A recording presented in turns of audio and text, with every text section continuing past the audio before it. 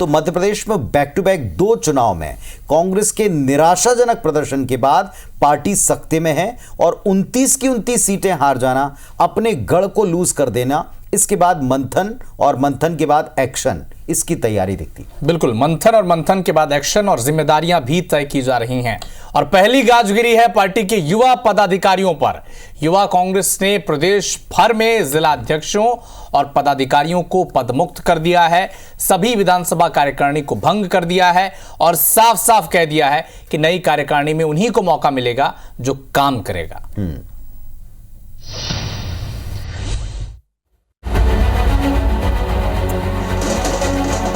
मध्य प्रदेश में बीजेपी ने कांग्रेस को 29 की 29 सीटों पर पटखनी दे दी।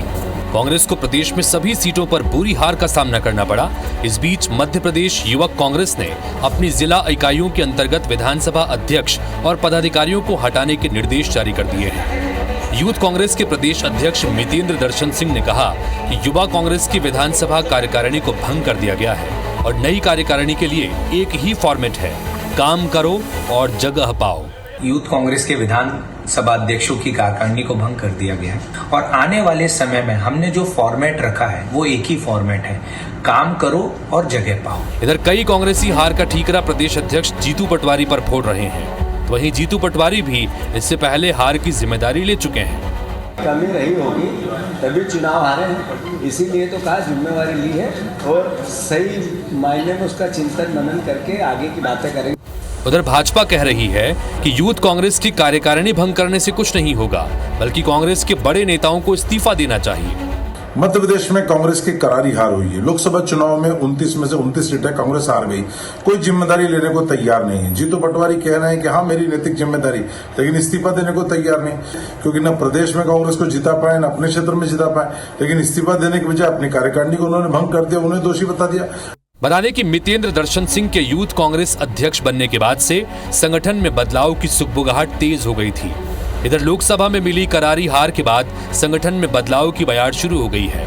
यूथ कांग्रेस से इस बदलाव की शुरुआत हुई है और जल्दी ही कुछ बड़े बदलाव के भी संकेत हैं। Bureau report, IBC 24।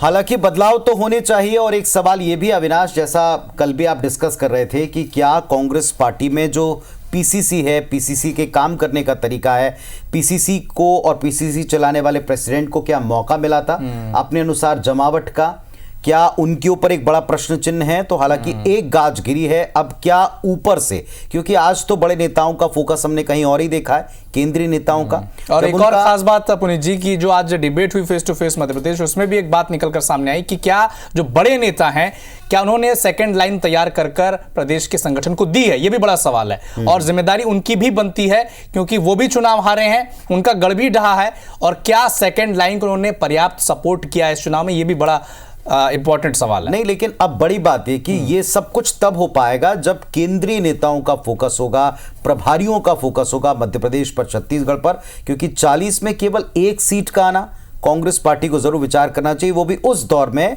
जब कांग्रेस पार्टी ने और इंडिया गठबंधन ने बाकी के हिस्सों में अच्छा किया, 45 से 99 पर पहुंचे।